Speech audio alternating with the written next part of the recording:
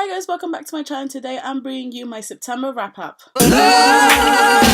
So in the month of September I read 7 books, which I am actually very proud of because it's been a while since I read that many books. Normally I try to read at least 4 books a month, but that only started this year. Before I'd read at least 1 every year. Before, when I was younger, I'd read at least 8 or 9 books a month. So this is quite an accomplishment for me this year.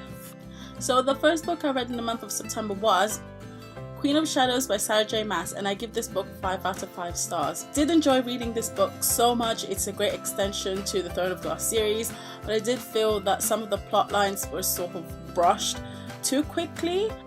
I guess it's for the sake of progression, but yeah, I really did enjoy this book. The next book I read in the month of September was Empire of Storms by Sarah J Maas, and again I give this book 5 out of 5 stars. If you want to hear more about my views, I'm going to link down below my review of this book. So I actually thought I was going on a book slump after Empire of Storms, but I found myself reading more, which is really good. So the next book I read in the month of September was First Life by Jenna Showalter. Now I've actually been raving on about this because look at the cover. It's so nice, and yet again, covers deceived me. I give this book 3 out of 5 stars. It was okay, but I had so many problems with it. I didn't like it as much as I wanted to like it. Sarah J Maas actually blurbed this book and it says utterly unique and absolutely riveting. I couldn't put it down. What a marvelously cool world. Okay, I do admit that the concept of this book was very unique and original. This world, you essentially have like a first and second life. So first life is just a rehearsal, and second life is the life that you're going to lead forever and ever or whatever. And to go into the second life, or to live well in the second life, you must choose between Myriad and Troika, and these are the 2 realms. They each represent different things. So Myriad believes in independence or some sort of like that, and Troika believes in justice. They're light and Myriad's dark, and the main character is basically in an asylum, and she's put in there not because she's insane or anything. I mean, she has an obsession with numbers, but the reason why she's in an asylum is because she didn't want to choose between these 2 realms. The concept has potential, but overall I felt that it was a little bit too disappointing for me. 2 realms are at war with each other, but they don't give reasons why they're at war with each other. That's what I didn't understand. And also Tenny is just so indecisive. I mean, I get the fact that she felt that she was only wanted by her parents or something like that is because of the fact that they have their agendas. So they're forcing her to sign to Myriad so that they can get the things that they were promised in their second life. For me, if I was a child, I would feel a little bit betrayed by my parents. Like, you only want me so then you can fulfill all these things. Technically, she could have avoided all the suffering that she got in the asylum if she signed on to Myriad or Troika. Even when she managed to escape the asylum, she still wouldn't choose because she's scared that she's going to choose the wrong realm and she's gonna end up, you know, not liking it there. I mean, just choose one. She just doesn't give a good enough reason as to why she's not joining or signing up for one of these realms. Oh, the insta-love thing, it just annoys me. There's kind of like a love triangle thing, but it's not really a love triangle.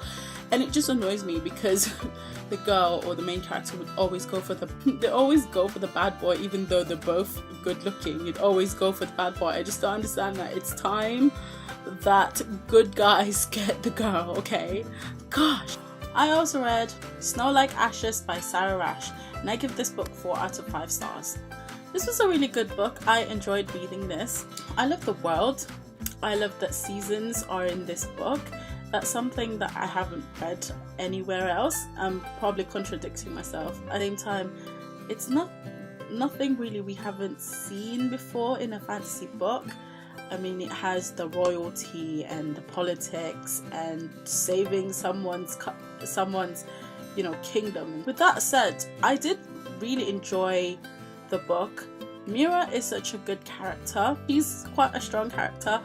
Yes, there's a love triangle in this story. I don't tend to mind love triangles anyway, but in this particular one it's not as obvious, or it's not in the way as much as most other books with love triangles in it. It's subtle. Again, I really like Nora because of the fact that although she likes Matha, she knows that she has a duty and he has a duty, and so she's very focused. The focus is, you know, getting back their kingdom, which is something that I really like, because sometimes love triangles and love interest just gets in the way, you know. She's not of sighing all the time, oh I love him but we cannot be, kind of thing. She was just really cool. She wants to get her kingdom back. She wants to serve. I also read Illuminated by Amy Kaufman and Jay Kristoff. This book was so good. I give this book 5 out of 5 stars because it was just so interesting. This was very unique, and it's basically composed of emails and camera surveillances and different kind of communications. It's not written in your ordinary, in your usual book form, you know.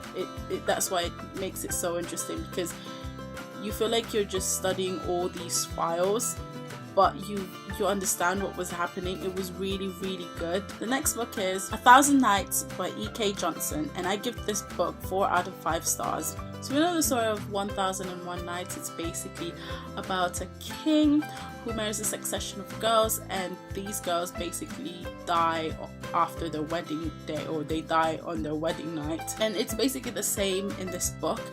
The twist is that the king was possessed by a demon.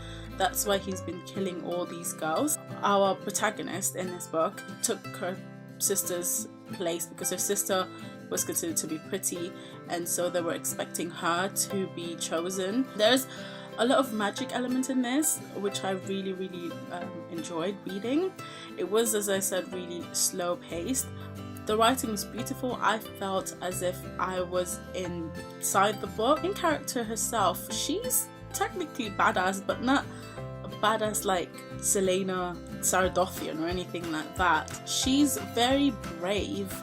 She's willing to give up her life so that her sister could live. The main character doesn't actually have a name, or actually everyone doesn't have a name except for the king. And I felt that had such a powerful effect on me, because it's like an anonymous and a named person saved the world.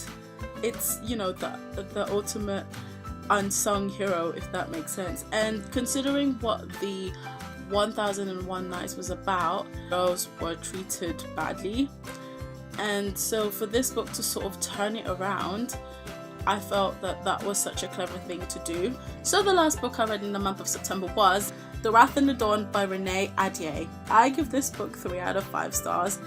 I mean, it was okay. This is also a retelling of 1001 Nights. So the things I like about this book, right?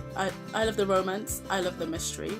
I'm kind of contradicting myself. On the one hand, I did feel that the writing is very beautiful, especially when it comes to the romance aspect. It was so beautiful, the things that they say to each other, the main characters. But at the same time, some of the descriptions were just too much, and also she uses a lot of big words.